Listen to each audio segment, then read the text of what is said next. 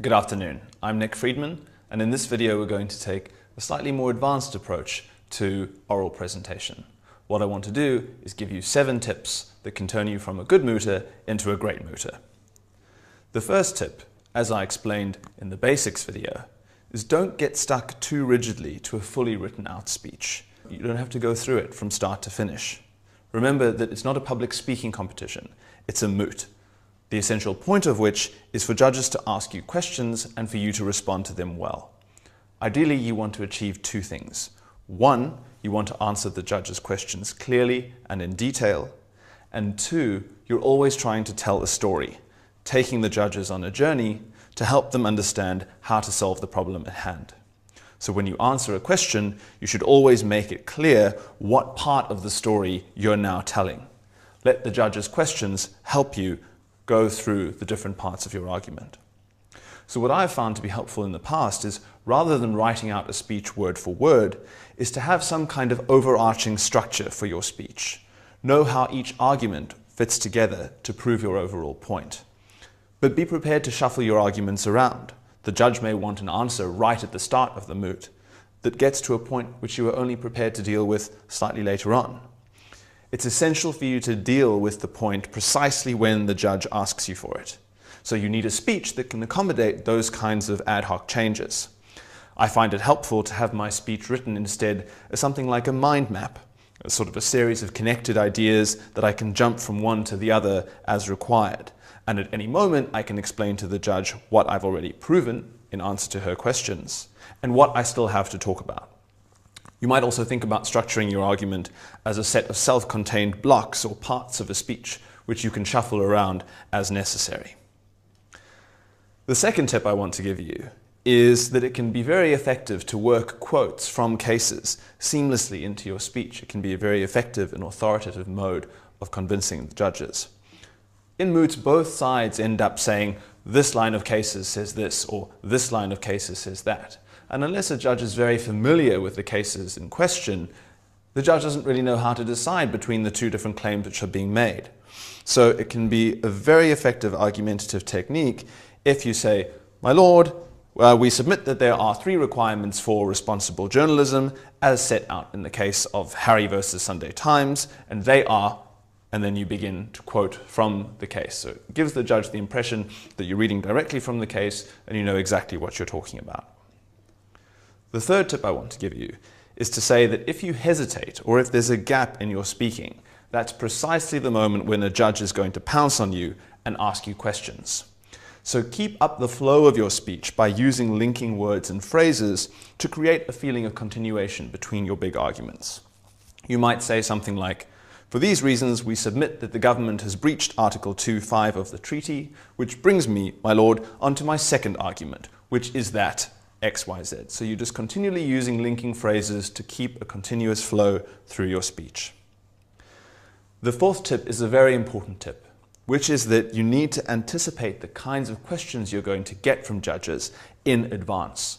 Your worst case scenario is having to do statutory interpretation on the spot, or trying to figure out how to get around a case that goes against you without having thought of it before. It's a trap that many mooters fall into. Before the moot, you need to think of every possible question that a judge might ask you and come up with an answer to it in advance. Even questions that are not relevant or may not seem relevant. A judge might ask you to explain how your interpretation of the statute fits in with the rest of the statute. They might ask you whether your argument is good from a policy perspective, whether the court should even lay down this kind of law. They may ask you how your answer would change if the facts were tweaked slightly differently. So ultimately, you need to know more than just your own argument. You need to know about the law around your argument and related to your argument. The fifth point is that you should never tell a judge that their point is irrelevant. Your ideal response to an irrelevant question, which you may well get, should do 2 things. 1, make it seem as though the judge has just asked you the best, most important question of the moot. And secondly, to still show that you have an answer to it, how that answer furthers your case, and that ultimately the point that the judge has made is not devastating to the conclusion you're trying to present. The second last tip is that the single most difficult thing about mooting is that you run out of time to make your argument because of the judge's questions. Many people don't get through all the arguments that they need to make sure that their case is watertight. So you need to bear three things in mind. One, know which points to drop and which point is your moneymaker. If you can make one point before this moot ends, what is it going to be?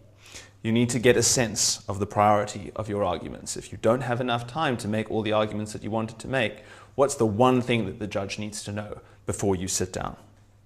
The second thing to do is to have a 2 or 3 line summary of each point in your argument, and indeed a short summary of your overall argument, so that when the judge says to you, you're out of time, you can say, Your Excellency, for these reasons, this is why we ought to win this case. The third thing to bear in mind is not to panic. No one knows that you haven't completed the speech that you set out, except you. If you end your speech confidently and giving the judge the impression that you've done all you needed to do to fulfill your role, that's the end of it. The fact that you've left out 90% of your speech is unknown to anyone except to you. The final tip that I want to give you is to be responsive to the other team. There's nothing more boring than watching a moot where the two teams speak as though they're in a vacuum. You will have seen the other team's memorials. If you're the respondent, you will have heard their argument already. So you can say things like, the appellants have argued that in the case of Wingrove versus United Kingdom, it was held that freedom of expression may be limited to prevent religious offence to others. However, we respectfully submit, my lord, that they have neglected a crucial part of the decision in that case, which was that national authorities are to be accorded discretion in determining what constitutes such an offence. So you're continually just taking the arguments that they've made and linking your arguments to them. Just a short sentence saying the point that I'm about to make now directly rebuts what we've just heard from the other side. This shows that you're not mechanically sticking to your speech, regardless of what the other team is doing. It also shows that you're being flexible and thinking on your feet. It gives the judge a continual sense of how your argument is better than theirs and where it is defeating theirs. So those are my tips on how to become a better mooter. And remember, the only way to become better at mooting is to continue to practice it. Thank you.